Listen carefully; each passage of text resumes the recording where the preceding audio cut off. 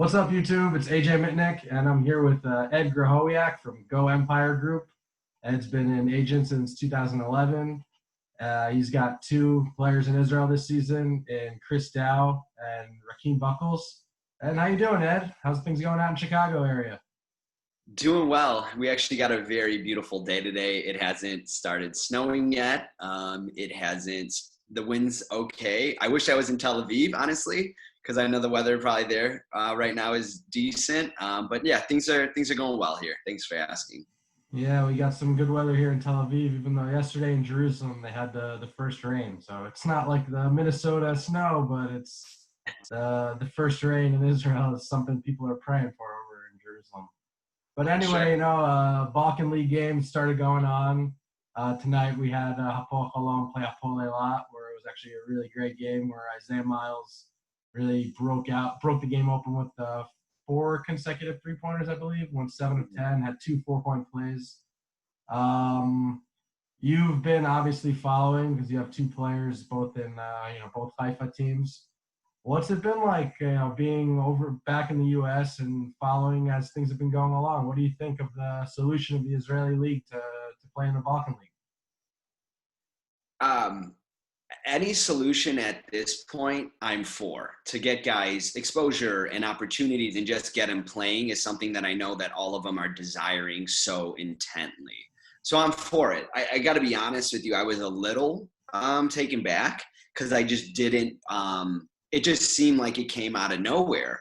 But as I thought about it more, I was like, this makes sense given locale quality of teams. I like the creative, pivot to say, given what is happening now, what can we do to get exposure, get these guys playing against the best level of competition in an environment right now that is totally up and down, and there's nothing solid. And just the creative solution that I see the league kind of pivoting to, I really respect.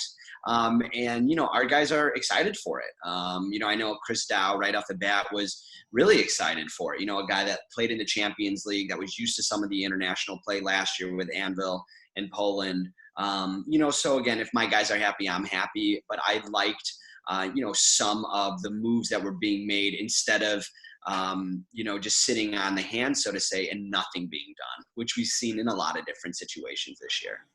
Yeah, I mean, the idea did come a little bit out of nowhere, but there have been Israeli teams that have been in the Balkan League in the past, and actually the Sure. president of the Balkan League is an Israeli, so it made it a little bit of a smoother transition for them to add these teams in. But I think, you see they actually have officially approved for pro sports to be back into operation in Israel, and I think a big part of that came from the pressure of having that, before they made this rule, the rules in Israel were that teams that played in international competition were exempt from the lockdown. So Sure. playing in the Balkan League was to exempt teams to allow them not only to play, but to practice. Yeah. So I think on twofold it helped in that it kept teams from having to shut down. I'm sure you got more than one phone call or text message from your players saying, yeah, if we're not going to be able to practice now for 3, 4, 5 weeks, get me out of here somewhere where I can make money and play basketball. Yeah. And I think also just having games now in this dead period really kind of is keeping people in shape. But how has it really been, with just uncertainty? I'm sure all of your clients, since March, have had issues that you haven't ever really experienced in your career. How's it been being an agent during this really difficult, unprecedented period? Sure. Great question. I mean, because we have kind of been, I guess I don't want to speak for the industry, but at least a lot of different agents, I feel like from speaking to them, have been in free fall, because it's literally, the guys get plucked out of their situations in mid-March and they come home and they're like, when am I going to play? And we didn't have any information from anybody. As of today, right now, the G League still has not told anybody if they're even going to have a season. And we still have our clients asking us, hey, what's the update? And the update is there is no update, and that's not just from me as an agent, That's when I'm talking to general managers at the G League level. They have no clue what's going on. Yeah. And it's been scary. And I think what we're seeing generally as agents is there's less money in the pot, so to say, for players. And even when there is money to be had, there's much less money going around. So it's like, I think if you're a player last year and you made, let's say, $90,000, if you got 80 to 90 again, you're in a great situation. There's guys that I've been hearing who made $70,000 last year who are making $40,000 this year. And a lot of this has been out of our hands, so to say. And Israel is actually a very stable situation, which is why I'm really happy to have two of our guys there. But in other situations, and I'm not going to specifically name teams or countries, but if we're frank about it, people that own these teams have their hands in other industries, right, where they made their money. That industry may really be suffering. So they may not have that type of budget to afford the American players, or maybe their sponsor, who's been a great sponsor for 10, 15 years, simply doesn't have the financial strength that they've had in years past to be able to go out and sign said players. So there's a lot of different economic factors that are directly impacting not just our guys, but I think every guy that's playing this year. We've worked hard to have our guys understand all these things that are simply out of their control. And that's really hard, when as a basketball player, you've always known who you're going to play against. That schedule comes out. You know exactly where you're going to be for the Thanksgiving tournament. You know exactly where you're going to be during Christmas. For our guys to really have no sense of direction on what was going to happen was really difficult for them. And, I think the success of our team and what we've done at GoEmpire Group is over-communicate anything that we've heard, even if it was nothing. Our guys would rather hear, hey, we don't know what's going on, rather than duck them and not answer the call. We've had to have some really hard conversations with specific players.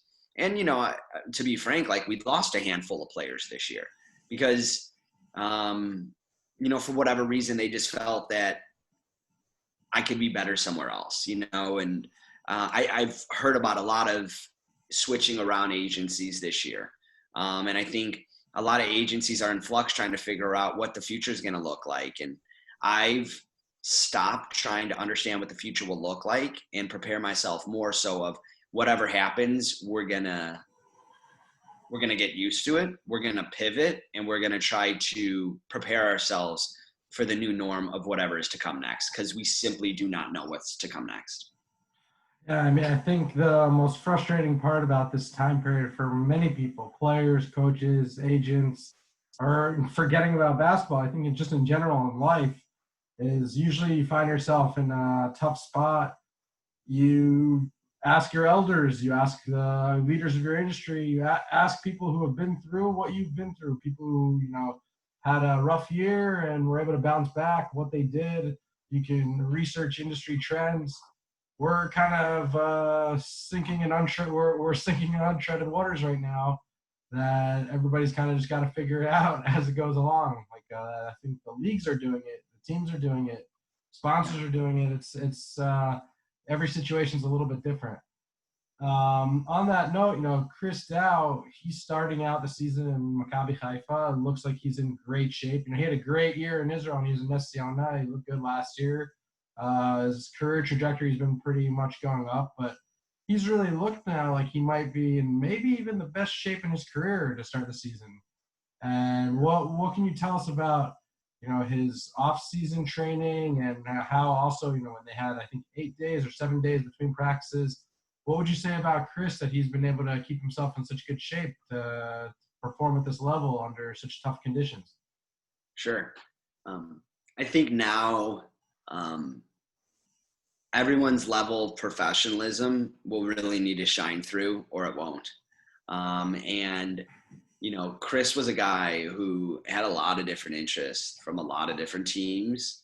And all he did this whole summer was stay in the gym. There was a point where he was going to an outdoor court and playing by himself. And, he was eating right. taking care of his mental, working on mindfulness, meditation, preparing himself mentally for whatever was to come. But Chris is, I go back to it, an ultimate professional. I mean, this is a guy who had D1 offers, didn't take one, has really been told by a lot of different people throughout his career, going back to his young age, that he wasn't going to be good enough. And he just never took that to heart. He always just said, like, I'm going to go about my business. I'd say he's one of the most focused individuals I've ever worked with, let alone basketball players. And at the end of the day, like, there's no substitute for hard work and determination. And he has both those things. I think it also plays to his benefit that he's, an extremely kind, lighthearted, friendly individual. And that's why he had interest to go to different areas. If it was, Italy, or go back to Poland or Israel, or even in Russia, I think people realize when they see him that they're getting more than just a basketball player. He's a guy that's going to, be someone in the community. In a normal year, like when we were in Anvil last year in Poland, it took 30 minutes to get him out of the gym after, because he was taking photos with, every single fan that was coming up to him. He's a lot like Reggie Hearn in that instance, that they're both, very just positive, impactful individuals off the court. But like Chris just wants to play basketball, and a lot of guys, like, I want my $150,000 a year and I want my girlfriend to come live with me. For Chris, it's like, give me a ball and somewhere to play. And, he kind of has that like late 80s, mid 90s. I'm just going to go to work and I'm just going to put it in, like he, if he was 30 years older than he is now, he's a guy that would have played in the NBA and gotten thrown to the ground by Kevin McHale and came back up and hit a 3-pointer the next way down. Like, that's who he is. He's never going to complain, but like, I think, to wrap it up, like, he takes extremely good care of his body. He watches everything that he puts in there, and he's always in the gym. And, like, he's the type of guy that, will come to me and say, hey, I just had a great year. What do I need to be doing better? Everybody said, oh, he's super athletic, freak athletic, can't shoot. Then he just worked on his shooting all year long. So he's a guy who I've continually see add into his repertoire every year and not just simply stay the same. Yeah, I mean, after coaching last season in Nessiona, also as an assistant coach in the professional team, but also coaching in the youth department, I could say, it's a very family-oriented club, in terms of the staff of the pro team, but also like the fans and the players in the youth department that are also, a big chunk of the fans, that a lot of them view Chris as family. Like, I'm sure you can look at his social media and you'll see lots of like likes and comments in Hebrew. That a lot of the, forgetting about like, physiotherapists, managers, equipment managers that like, love being around him and players. You'll have like, some of the fifth grade kids there love him. That I think that's a special quality of when players go to play overseas, that they're able to make those type of connections, like be a part of the community. I think is a special thing. But jumping on that, whether it's Chris, Raheem, and I think you can go down and look through your list of players that you've had.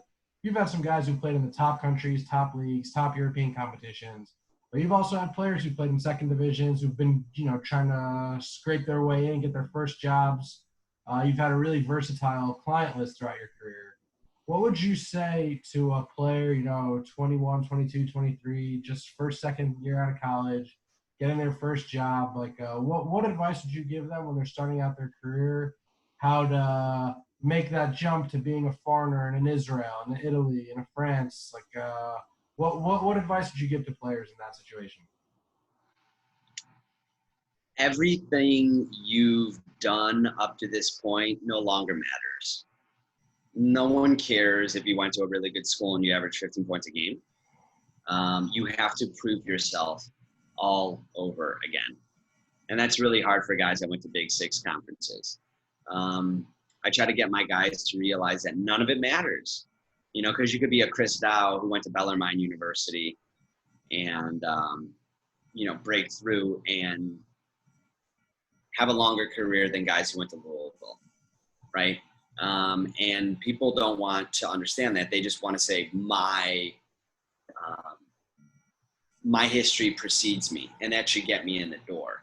But like at the end of the day, no one cares about that. I also would encourage people to not worry about money for the first 3 years of their career. Because what I've seen since I came in 2011 is guys are getting paid less and less and less money. And I think that's the trend. There's guys in Israel who are ex-NBA players who are making $80,000 a year, and they're guys that played in the NBA and played in Big Ten schools, so I think to say you have to prove yourself all over again. It doesn't matter what you did in college. It doesn't matter what you did in high school is number one. Number two is try not to focus on the money, because you may be overlooking an opportunity because it doesn't have the money that you desire, but it could be something that sets you up for the whole duration of your career. I know that, Joe Burton won't mind me saying this, but, Joe Burton last year played in First Division France. This year is playing in First Division Finland. When he came out of Oregon State, which is a Pac-12 school, Joe made less than $1,000 a month. A lot of guys would have never taken that. They would have said, I'm better than that. But you need to give yourself an opportunity to at least start and prove yourself. Here, Joe is into, I think, year number 8 of his career, but he gave himself the opportunity first. What people don't know about Chris Dow, or what they tend to forget, is that Chris Dow was playing in 3rd Division Germany to start his career. And they cut him because he was averaging 14 points a game, not 18 points a game. And he got to go to Portugal for even less money and prove himself. Chris went in our market from a guy where when you first started throwing his name around, we asked who he was. And then a couple of years later, it's how can we get him here? So exactly. It was that year where he jumped from, it was, he made a huge jump in year 2. He ended up in Pro B France, and was one of the best players in Pro B France. But, at the end of the day, like, you have to do what you love. And this is everybody. This is the kids at Northwestern Law School who I talked to 2 weeks ago, is like, don't be worried about the money. If you're passionate about what you do, that's going to come in due time. But that's difficult, especially for us Americans who have grown up in a capitalistic society that told us you're nothing until you make $100,000 a year, or you need to make X amount of dollars to be happy. And then you make more than that X amount and you're still unhappy, so society has really worked the minds of Americans to say, like, success means happiness. And those things don't necessarily go hand in hand, so to just encourage the young players, like, you have an opportunity to do something you love. Let that lead the way, instead of saying, I need $7,500 a month or they can kick, dust. Because, like, what I see the future being is depressed financials all across the world. And what does that mean? Basketball players aren't just going to be getting paid less. Lawyers all over the world are going to be getting paid less. Like business accountants, business strategists, everybody's going to be making less money. Now, knowing that, what do you really want from your life? Because if you can play for 5 years, you're blessed. You're lucky. You should take advantage of that time. Because what happens is so many guys, and this, good players play 2 or 3 years and then it's over, and the last thing is to just take full advantage of the time you have when you're young and your body is still favorable to you, because I see it over and over and over, is like, when you hit 30, that body starts breaking down, and it hurts to know that, like, no one cares. They're on to the 20-year-old, and it's like, it's a vicious cycle, not even in the basketball industry, but the world we live in, and to just really, put your arms around the time that you have and to lean into the experience, even if it isn't everything that you thought it was going to be. Yeah, I completely agree.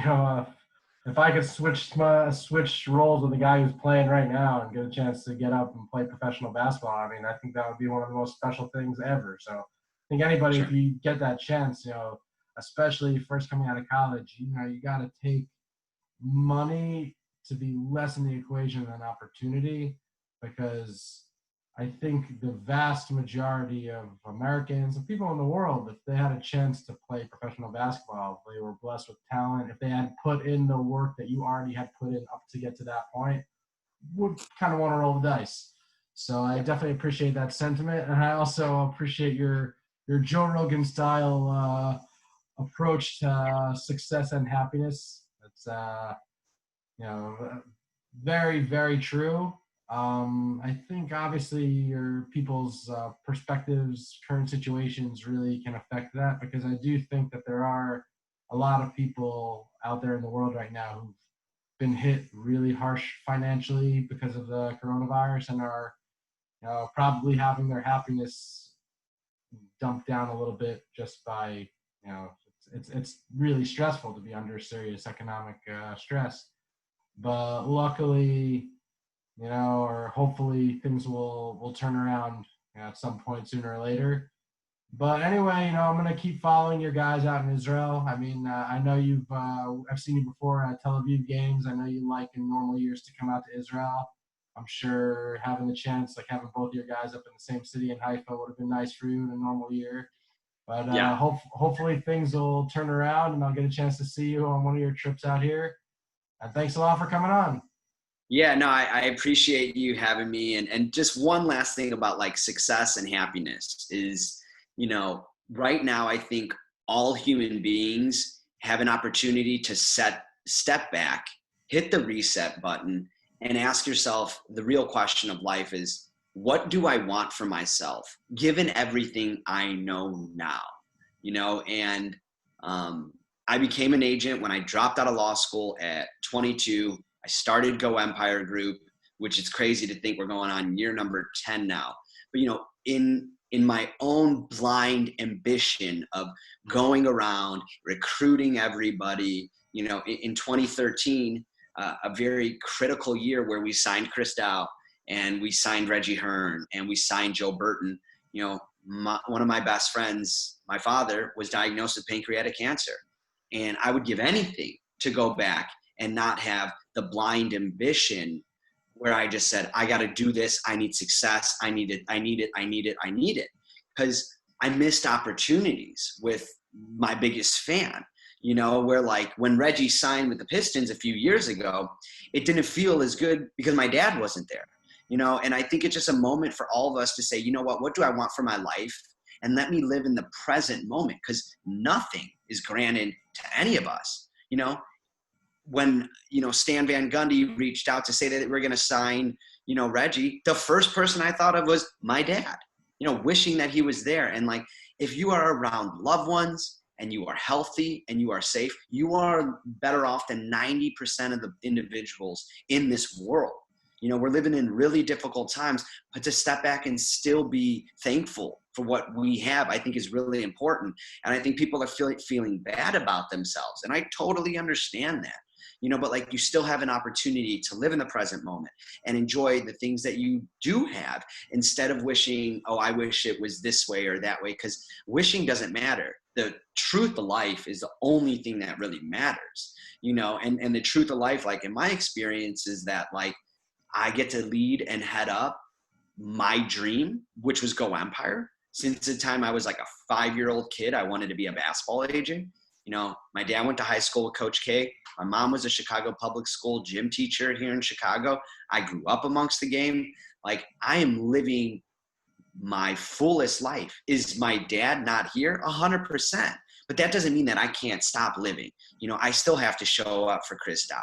I still have to show up for Rakeem Buckles, and like, in the hard times of life, we're still giving gifts. Losing my dad to pancreatic cancer was one of the hardest things that I'd ever dealt with. But the gift of signing Reggie Hearn, who would inevitably become an NBA player and a part of Team USA, signing Chris Dow, who is arguably one of the best players in Israel this year, grabbing Joe Burton, who's one of the nicest and kindest guys that I've ever met. These are blessings that were, given to me, even in the worst part of my life. And, for everybody struggling, I would just say, hold on, because it's going to get better. But like, life is not easy. And if I could take one final quote out of my dad's, playbook, was said, he would always tell me, life's not fair. If somebody told you it was, they lied to you. and these are difficult times, but it's an opportunity for us to redefine what we really want from ourselves and the world that we're living in. Yeah, I didn't want to bring it up because, obviously it's a sensitive subject. But I remember when your father passed, and I could say, from knowing you from the beginning of your career, I would say, maybe turning point isn't the correct word because it's not like, you were a good guy before, like we're on a good path. But I think, just like the maturity you showed after having to go through such a tough period, I think it showed like your mental toughness and your thick skin. And I think obviously, like it goes without saying, like the work that you put in over the past few years, I'm 100% sure your dad would have been more than thrilled from it. And yeah, I definitely think that your story is a living proof that obviously like terrible cancer from a family member is probably up there with the worst things that any person could have to deal with. And I think it's good for other people out there to know that other people have gone through it and come out of it and found a way to come out of it just as strong, if not stronger than they were before. So hats off to you. I really respect you and your situation. And yeah, Ed, it was great having this catch up. Let's try and be in touch a little more often. Appreciate you, man. Sounds good. This is my last thing. I don't know who's listening to this or who's watching this, but AJ is a brilliant basketball mind. But honestly, like, you can't get better humans like this. He put his arm around me at a really young age in my career, put me in touch with people that have changed the direction of my career. And you didn't need to do that. You barely even knew me. I appreciate you, man. I owe you a lot. And thank you so much for bringing me. But you really are a leader. You know your basketball like none other. But like, what shines through is who you are as a human being. And, I appreciate the friendship. It doesn't go unsaid what you've done for me, and I'm grateful and internally indebted. Yeah, I think that's something that, not just in the sports world, I think everybody kind of has to take that to heart is, you know, every single person, you're going to get to points in your life where you're going to need help. And I think, if you internalize it like that, whenever somebody else needs help and you're capable of helping them, it should be obvious to help them because, whether it's if you're a basketball player and you see that there's jerseys on the floor and somebody else is going to have to pick them up to just pick them up, there might be that day where you hurt your ankle and someone else needs to pick up your shirt. And I think it's the same. I think that's, you'll find that the people that are always willing to help, all of a sudden when things are tough in your life, you're going to have other people trying to pick you up. And I think that's something that people need to understand from a young age. And I think in general, during these difficult times for everyone, people are really seeing the people's capacity to help each other.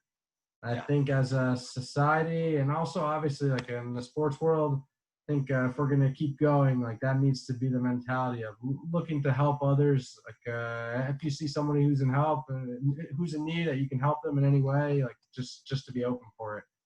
But anyway, if there's somebody listening, I'm trying to cut this a little bit short so people, attention spans in 2020, probably people have some Netflix or things to get to. So thanks so much for your time, Ed.